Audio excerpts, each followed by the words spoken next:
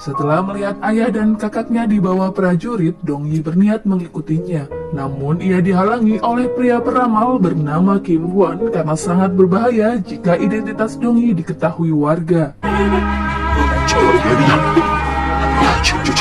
Kim membawa Dong Yi keluar dari kerumunan dan memberi pesan kepada Chunso untuk menemui Dong Yi di suatu tempat. Chunso menjelaskan semua fitnah yang ditujukan kepada ayahnya, yang sebenarnya pedang bersaudara hanya terlibat melindungi kaum budak. Ayah Dong Yi tertangkap saat hendak mengungkap siapa orang jahat yang sebenarnya. 그건 누명이야. 시어부르마 동중 함정에 빠지신 거다. Melihat ayahnya sudah tak bernyawa lagi, polisi Seo mendatangi biro pengadilan untuk mendengar penjelasan langsung dari Hyewon. Ia masih percaya jika teman lamanya itu tak bersalah. Namun polisi Seo mendapat penolakan dari Inspektur Yon. Biro penyelidikan justru menginterogasi polisi Seo terlibat dalam kelompok pedang bersaudara karena polisi Seo tak mau memberikan keterangan apapun sebelum dipertemukan dengan Hyewon. 그 사람의 말을 듣기 전까진 어떤 것도 할 말이 없습니다. Seorang polisi memberikan bukti buku yang ditemukan di markas pedang bersaudara. Dari catatan buku itu menjelaskan jika selama ini pedang bersaudara mengawasi gerak-gerik polisi Seo. Dari bukti itu seketika melunturkan kepercayaan polisi Seo kepada pedang bersaudara. Kini ia tak berpihak lagi kepada Hyewon karena selama ini Hyewon menganggapnya tak lebih dari seorang musuh. Polisi Seo tak mau mendengar apapun walau saat itu Hyewon berusaha untuk menjelaskan jika itu kesalahpahaman.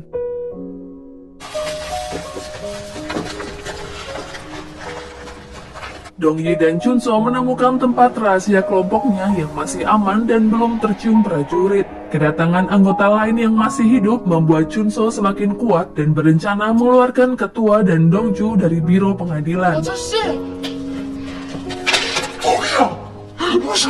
Namun anggota yang berkhianat menunjukkan batang hidungnya. Ia menyesali perbuatannya dan bersedia menanggungnya. Semua itu terpaksa ia lakukan karena biro pengadilan menculik anak dan istrinya. Ia berjanji akan melakukan apapun untuk menebus kesalahannya. Dari pengakuan pria itu, hukuman mati untuk ketua dan Dongju akan dilakukan esok hari. Mereka segera bergerak karena waktu semakin singkat.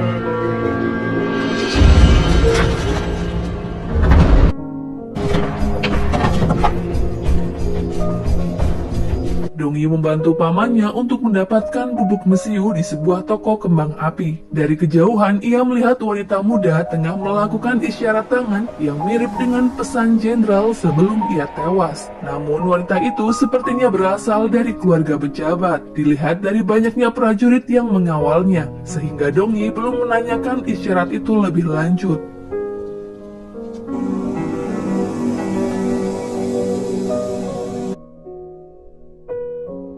Chunso menyelinap masuk ke penjara tempat Dongju ditahan. Dongju menyampaikan pesan ayahnya yang meminta Chunso untuk membatalkan rencananya menyerbu biro pengadilan.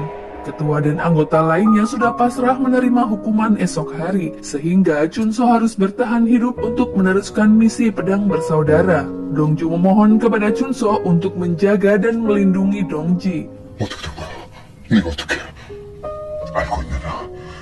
Pesan dari ketua itu tak bisa diterima oleh yang lain. Mereka tak mungkin meninggalkan ketua dalam bahaya dan berjanji akan bertarung sampai titik darah penghabisan. Chunso akhirnya sepakat untuk tidak menuruti perintah ketua. Ia menitipkan Dong Yi kepada anggota lain untuk dibawa ke tempat yang lebih aman.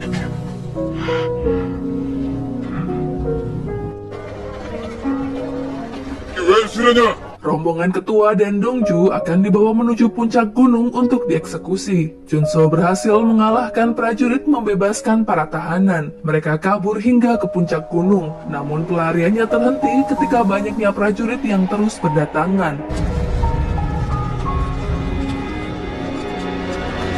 Dongju akhirnya tewas terkena panahan prajurit, disusul dengan Hyewon yang sudah tak bisa bertahan lagi. Chunso menyesal karena tak mematuhi perintah ketuanya, namun Hyewon lebih tenang karena ia tewas saat bertarung bersama kelompoknya. Melihat nyawa kelompoknya tewas satu persatu, membuat Chunso berusaha sekuat tenaga membela diri. Apalagi saat ia teringat janjinya akan selalu melindungi Dongyi. Chunso akhirnya terjatuh ke dalam sungai karena kalah pasukan.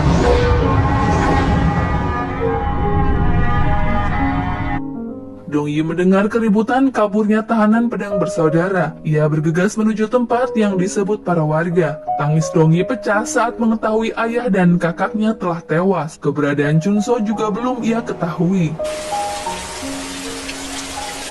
Inspektur Yon mencari Kim Hwan karena ada seseorang yang ingin bertemu. Ternyata Taesuk sudah mengenal Kim Hwan sejak dulu karena ramalannya yang tak pernah meleset. Pria itu diminta Taesuk untuk melihat masa depan wanita cantik bernama Jang Ok-jung.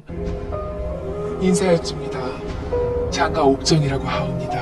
Ia adalah calon selir kerajaan yang direkomendasikan Taesuk. Peramal Kim mengatakan jika Ok-jung memiliki peruntungan yang baik. Jika ia menjadi selir, ia bisa mencapai posisi tertinggi. Tapi ada satu hal yang tak bisa Kim katakan kepada Taesuk. Jika ada satu orang lagi yang bercahaya dan diberkati selain Jang Ok-jung. 하나님은 전부를 가졌지만 다른 일은 아무것도 Wanita ini terkejut ketika mendengar jika ia harus bertarung untuk mendapatkan takdirnya. Apakah ramalan Kim mengarah kepada Dongyi yang saat ini telah kehilangan segalanya?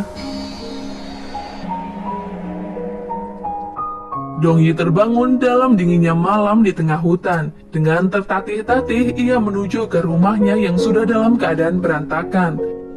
Ia sangat merindukan ayah dan kakaknya, hingga Dongyi kelelahan dan tak sadarkan diri. Dalam mimpinya, ia seperti mendengar pesan terakhir ayahnya.